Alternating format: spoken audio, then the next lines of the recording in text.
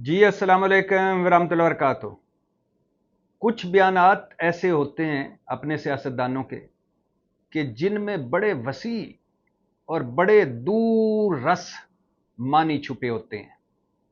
वैसे तो अपनी सियासत और अपने सियासतदानों के बयानात ऐसे हैं कि जिन पर गौर ही नहीं करना चाहिए, वक्त ज़ाया नहीं करना चाहिए। लेकिन कुछ बयानात ऐसे होते हैं कि जो बाद में सच्चे साबित होते हैं और जिनको दोबारा यानी सुनकर या दोबारा देखकर या दोबारा सोचकर पता चलता है कि सब कुछ कितना मनसूबाबंदी से हो रहा था। जैसे राना सनाउल्लाह साहब समेत मुस्लिम लीग नून के 90% लोग जब नवाज शरीफ लंदन में थे, मुजरम थे और मफरूर थे, तो ये बयानात दे रहे थे कि जिस दिन उमर अता बंदयाल जाएंगे और जिस दिन काजी फायज ईसा आएंगे उसके बाद नवाज शरीफ तशरीफ लाएंगे। मतलब जब उमर अता बंदयाल जाएंगे, चीफ जस्टिस वो रिटायर होंगे, काजी फायज ईसा चीफ जस्टिस बनेंगे, तो फिर नवाज शरीफ वापस आएंगे।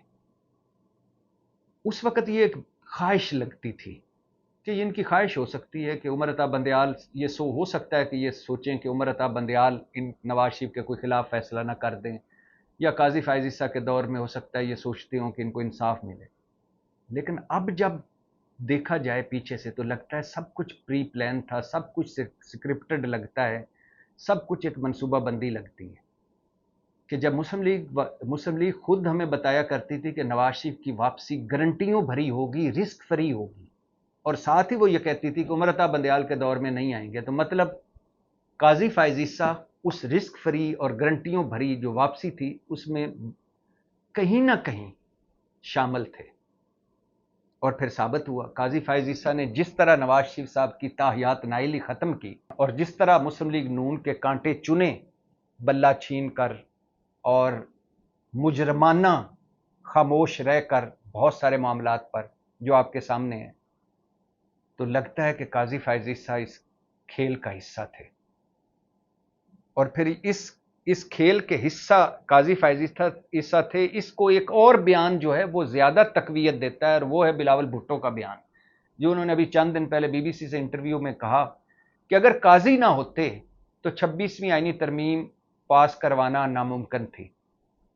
अब उस बयान को देखें कि नवाज शरीफ तब वापस आएंगे जब काजी फायज ईसा चीफ जस्टिस बनेंगे, और बिलावल भुट्टो कह रहे हैं काजी फायज ईसा की रिटायरमेंट के चंद दिन पहले कि काजी फायज ईसा अगर चीफ जस्टिस ना होते तो हम हो सकता है 26वीं आईनी तरमीम मंजूर ना करवा सकते। तो मतलब कब से कब तक काजी फायज ईसा इस सारे खेल का हिस्सा बने रहे। फिर भी मैं मुबैना तौर पर लगा रहा हूं, लेकिन ये सारे इनके बयानात अगर इकट्ठे करके देखे जाएं तो ऐसे ही लगता है।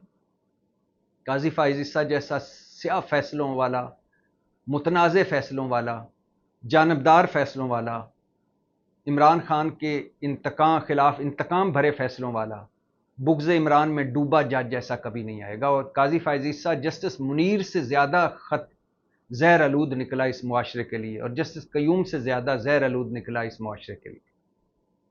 बड़ी कुर्सी पर एक छोटा आदमी, बोना आदमी। और अब ये दो बयानात तो मैंने वैसे एक तमहीद के लिए आपके सामने रखे हैं। एक बयान और है जिस पे आज बात करनी है, बल्कि दो बयान है। एक है राना सनाउल्लाह साहब का बयान, वही राना सनाउल्लाह साहब जो कह रहे हैं कि इमरान खान ने जेल बहादुरी से काटी, मेरे सारे अंदाजे गलत निकले। वही राना सनाउल्लाह साहब कह रहे हैं कि जस्टिस मंसूर और जस्टिस मुनीब मुतनाज़े जज हैं, वो आईनी बेंच से दूर रहें, यानी आईनी बेंच का हिस्सा ना बने। और जस्टिस याहिया अफरीदी गैर मुतनाज़े जज हैं, मगर वो भी आईनी बेंच का हिस्सा ना बने।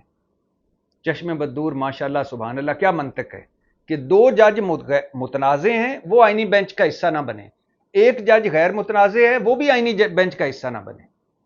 तो फिर कौन बने आईनी बेंच का हिस्सा, ये मैं आपको बाद में बताता हूं, लेकिन मंतक देखें। अब इससे तीन बातें निकलती हैं, लेकिन इन तीन बातों में आने से पहले दूसरा बयान का बता दूं कि स्पीकर कौमी असम्बली अय्याज सादिक साहब ने फरमाया है कि हम इलेक्शन कमीशन का हुक्म मानने के पाबंद हैं। हम सुप्रीम कोर्ट का हुक्म मानने के, यानी उनका मफहूम यह है कि हम सुप्रीम कोर्ट का हुक्म मानने के पाबंद नहीं, इलेक्शन कमीशन जिस दिन मखसूस नशिस्तें नोटिफाई कर देगा हम मान लेंगे। اور الیکشن کمیشن آپ کو پتہ ہے وہ تو آخری مرتے دم تک بھی نہیں کرے گا.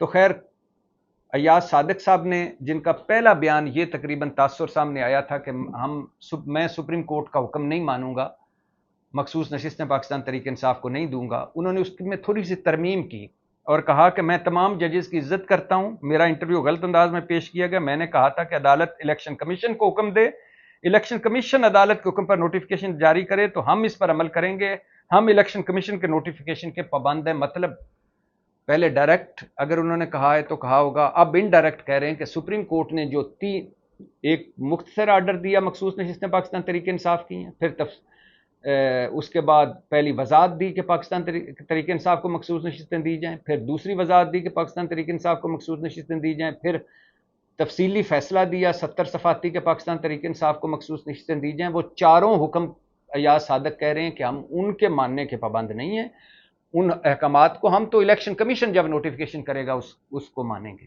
اس پر بھی بات کرتے ہیں, لیکن پہلے رانا ثناء اللہ صاحب کی بات کر لیتے ہیں جنہوں نے ایک بڑا تاریخ ساز جملہ بولا ہے کہ 2 جج غیر متنازع ہیں لہٰذا وہ آئینی بینچ کا حصہ نہ بنے, جسٹس منصور اور جسٹس منیب. ایک جج غیر متنازع ہے وہ بھی آئینی بینچ کا حصہ نہ بنے. اب اس کے 3-4 مطلب نکلتے ہیں. پہلا کہ آپ نے رانا صاحب پاکستان کی 77 سالہ تاریخ کا ایک متنازع, جانبدار اور سیاہ فیصلوں والے جج قاضی فائز عیسیٰ کو تو بحیثیت چیف جسٹس قبول کر لیا, مگر جو غیر متنازع جج ہے آپ کے بقول جیسے یحییٰ آفریدی, اس کو آئینی بینچ میں آپ قبول نہیں کر رہے.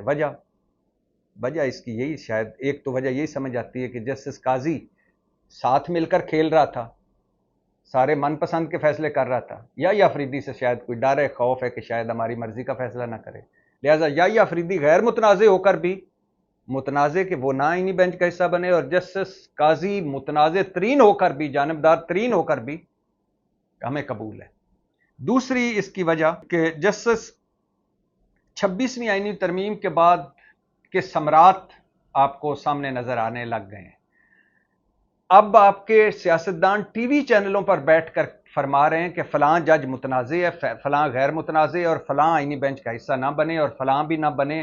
یعنی فیصلے اب سیاستدانوں کے پاس آ گئے ہیں, ججوں کے. یہی ہم رو رہے تھے کہ 26ویں آئینی ترمیم کے بعد آزاد عدلیہ ختم ہو گئی. اور تیسری, جسٹس یحییٰ آفریدی بھی نہ آئیں, جسٹس منیب بھی نہ آئیں, جسٹس منصور بھی نہ آئیں, تو پھر کون آئیں؟ یہ ہے اہم سوال. مطلب کہ امین الدین آئیں. یہ 3 جج آئینی بینچ کا حصہ نہ بنے تاکہ ہم امین الدین کو, قاضی فائز عیسیٰ کے لاڈلے امین الدین, جسٹس امین الدین کو لگا سکیں, جمال مندوخیل کو لگا سکیں, اور اس کے بعد اگلے ججز کو, اپنے من پسند ججوں کو آئینی بینچ میں لا سکیں, کیونکہ آئینی بینچ کے پاس تمام اختیارات ہیں. اب وہی از خود نوٹس لے سکتا ہے, وہی سیاسی اور آئینی مقدمے سن سکتا ہے, وہی الیکشن آڈٹ بھی کر سکتا ہے, وہی باقی عمران خان اور تحریک انصاف کی قسمت کا فیصلہ بھی کر سکتا ہے, وہی ہمارے لٹ مار جو اور ہمارے ڈاکوں کا بھی فیصلہ کر سکتا ہے. لہٰذا اس میں ہمارے جج بیٹھے ہونے چاہیے. یہ ہے لب لباب اس بات کا. اور ایک اور بات کہ چوتھی بات کہ رانا صاحب آپ کو کس نے کہہ دیا کہ جسٹس منصور علی شاہ متنازع جج ہے؟ کل تک تو آپ ان کے ڈھول پیٹ رہے تھے اور کہہ رہے تھے جسٹس منصور جیسا جج ہی کوئی نہیں ہے. ایک مخصوص نشستوں کے کیس کا فیصلہ جسٹس منصور نے آپ کے خلاف دیا, اور ایک کسی سیمینار سے خطاب کرتے ہوئے یہ کہہ دیا کہ سپریم کورٹ کے فیصلے پر عمل کرنا ہوتا ہے. سپریم کورٹ اگر کوئی فیصلہ کر دے تو اس پر پھر کوئی ایف اینڈ بٹس کی گنجائش نہیں ہوتی. اور پھر آپ ڈر گئے, آپ نے کہا کہ ایک پتہ نہیں کس تقریب میں جسٹس منصور نے کہہ دیا تھا کہ یہ الیکشن تو فراڈ ہے, تو الیکشن آڈٹ ہوگا تو ہم تو گھر چلے جائیں گے. اور پھر اس پر آپ نے 26ویں آئینی ترمیم لوٹوں کی مدد سے کر دی, اور قاضی فائز عیسیٰ نے آپ کے لیے لوٹا کریسی جائز قرار دے دی 63A کیس کا فیصلہ کر کے, امرتا بندیال کا فیصلہ کالعدم کر کے. تو آپ کو اس منطق کی سمجھ آئی کہ اوپر والے تینوں جج ہمیں قبول نہیں ہیں, اور یہ حکومت نے اپنے پاؤں پر کلہاڑی ماری ہے. جسٹس یحییٰ آفریدی کو منصور علی شاہ اور منیب اختر کے ساتھ ملا کر یا اس کیمپ میں ڈال کر یا یہ کہہ کر کہ وہ ہمیں آئینی بینچ میں قبول نہیں ہے, حکومت نے سپریم کورٹ کو اکٹھا کرنے کی کوشش کی ہے. جو اب جسٹس یحییٰ اور منیب اختر اور منصور علی شاہ ایک ہی صف میں کھڑا کر دیا حکومت نے. یہ علیحدہ بات ہے کہ کسی کو کہہ رہی متنازع اور کسی کو غیر متنازع, لیکن تینوں کو کہہ رہی ہے کہ آئینی بینچ کا حصہ نہ بنے. تو اس سے بڑی خدمت اور کوئی نہیں کی میرے خیال سے رانا صاحب اور مسلم لیگ نون نے، کہ یحییٰ افریدی اور منصور علی شاہ اور منیب اختر اور باقی 8 ججز جنہوں نے مخصوص نشستوں کا فیصلہ کیا تھا اور کہا تھا کہ یہ تحریک انصاف کی ہیں جن سے حکومت ناراض ہے، ان ساروں کو اکٹھا کیا، اور اللہ کرے یہ اکٹھے ہو جائیں اور سپریم کورٹ اکٹھی ہو کر کوئی بھی فیصلہ کرے۔ تو حکومت نے اپنے پاؤں پر ماری ہے کلہاڑی، لیکن حکومت کی سوچ میں نے آپ تک پہنچانی تھی کہ اب سیاستدان ڈکٹیٹ کریں گے کہ فلاں جج ادھر جائے تو فلاں ادھر جائے، اور اپنے لگائے ہوئے چیف جسٹس کو وہ کہہ رہے ہیں کہ وہ آئینی بینچ کا حصہ نہ بنے، حالانکہ وہ متنازع نہیں ہے۔ اب آ جائیں اعلیٰ حضرت ایاز صادق کے قول زرعی پر، کہ وہ کہہ رہے ہیں کہ مخصوص نشستوں کا سپریم کورٹ نے جو بھی کہا ہے اس پہ جو ایک شارٹ آرڈر، ایک تفصیلی آرڈر اور 2 وضاحتیں دی، ہم وہ ماننے کے پابند نہیں ہیں، ہم تو مانیں گے الیکشن کمیشن کا نوٹیفیکیشن کو۔ ایاز صادق صاحب یوسف رضا گیلانی بھی کہا کرتے تھے کہ میں سپریم کورٹ کا حکم نہیں مانوں گا، سوئس حکومت کو زرداری صاحب کے خلاف خط نہیں لکھوں گا، حالانکہ اس وقت آپ کے نواز شریف کہتے تھے کہ سپریم کورٹ کا حکم مانو یوسف رضا گیلانی، یہ کوئی حیوانوں کی بستی نہیں، انسانوں کی بستی ہے۔ اس وقت آپ سارے سپریم کورٹ کے ساتھ کھڑے تھے، لیکن یوسف رضا گیلانی نے جب حکم نہیں مانا تو کیا ہوا؟ توہین عدالت لگی اور وزارت عظمیٰ چھوڑنی پڑی۔ پھر طلال چودھری اور دانیال عزیز بھی کہتے تھے کہ ہم سپریم کورٹ کا حکم نہیں مانیں گے، ان سے معافی نہیں مانگیں گے۔ پھر کیا ہوا؟ 5 سال کی نائل لی۔ پھر نیال ہاشمی بھی کہا کرتے تھے کہ میں ججوں کی حیات تنگ کر دیں گے اگر انہوں نے اس طرح فیصلے کیے۔ پھر کیا ہوا؟ روئے دھوئے اور معافی مانگی، اور پھر سزا بھی ہوئی۔ تو آپ کو بھی تیار رہنا چاہیے۔ اور دوسری طرف جسٹس یحییٰ افریدی کا یہ امتحان ہے کہ سپریم کورٹ کا حکم مخصوص نشستوں والا، اب وہ چیف جسٹس بن گیا، اب اگر وہ سپریم کورٹ کا یہ حکم منواتے ہیں حکومت سے، تو جو قاضی فائز عیسیٰ رسوا کر کے گئے تھے عدلیہ کو، اس کی تھوڑی سی رسوائی میں کمی آئے گی، اور جو قاضی فائز عیسیٰ نفرت و تقسیم کا بیج بو کے گئے تھے سپریم کورٹ میں، اس میں تھوڑی سی کمی آئے گی۔ تو اب یہ ایک تو جیسے یحییٰ افریدی کا امتحان ہے کہ وہ منوائیں سپریم کورٹ کے فیصلے کو، اور دوسرا 27ویں آئینی ترمیم جو حکومت لا رہی ہے وہ بھی سپریم کورٹ کا امتحان ہے ایک، اور وہ بھی کہ آئینی بینچ کا بھی امتحان ہے کہ یہ 27ویں آئینی ترمیم، ابھی 26ویں آئینی ترمیم مطلب آزاد عدلیہ کا کفن بھی میلا نہیں ہوا تھا کہ 27ویں آئینی ترمیم آ گئی ہے۔ سنا جا رہا ہے کہ اس میں وہی کچھ آ رہا ہے جو مولانا صاحب کہہ رہے تھے کہ جس سانپ کے ہم نے دانت توڑ دیے ہیں، یا بلاول بھٹو BBC کو جو کہہ رہے تھے کہ مسلم لیگ نون یہ چاہتی تھی۔ سنا جا رہا ہے اس میں MQM کی بھی سفارشات، مطالبات ہیں، احمد ولی خان کے بھی ہیں، 26ویں آئینی ترمیم کی جو غلطیاں ہوئی ہیں وہ بھی شامل کی جائیں گی، اور فوجی عدالتوں کا معاملہ بھی اس میں لایا جائے گا، فوجی عدالتوں کے قیام کا۔ اب دیکھنا یہ ہے کہ 27ویں آئینی ترمیم حکومت لوٹوں کے ذریعے پاس کرواتی ہے، مولانا صاحب کے ذریعے پاس کرواتی ہے، اور کیا پاس کرواتی ہے۔ ابھی تک اس پہ ابتدائی کام شروع ہوا ہے، ابھی تک بہت کچھ ہونا باقی ہے، لیکن 3 پھر بیانات آپ کے سامنے رکھ رہا ہوں، یہ مائنڈ سیٹ ظاہر کرتے ہیں ان سیولین ڈکٹیٹرز کا، جن کے ذہنوں میں بھی جمہوریت نہیں، پارٹیوں میں بھی جمہوریت نہیں، فیصلوں میں بھی جمہوریت نہیں۔ پہلا بیان مسلم لیگ نون ساری کا کہ عمر عطا بندیال جس دن جائیں گے، جس دن قاضی فائز عیسیٰ آئیں گے، اس دن نواز شریف واپس آئیں گے، اور پھر ایسا ہی ہوا، اور پھر نواز شریف کو سب کچھ مل گیا جو اسے ملنا چاہیے تھا، جو وہ چاہتا تھا، ملنا تو نہیں چاہیے تھا۔ دوسرا بلاول بھٹو کا بیان کہ قاضی نہ ہوتا تو 26ویں آئینی ترمیم ہم منظور نہ کروا سکتے۔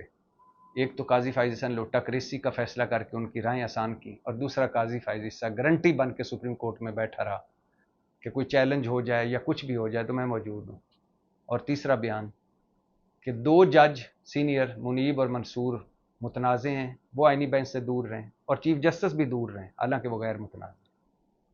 باقی آپ سارے سمجھدار ہیں، اور یہ بتاتا چلوں کہ حکومت نے یہ بیان دے کر اپنے پاؤں پر کلاڑی ماری ہے، اور اگر اسی طرح حکومت چلتی رہی تو سپریم کورٹ اکٹھی ہو جائے گی، اور پھر حکومت کو لینے کے دینے پڑ جائیں گے۔ پاکستان زندہ باد۔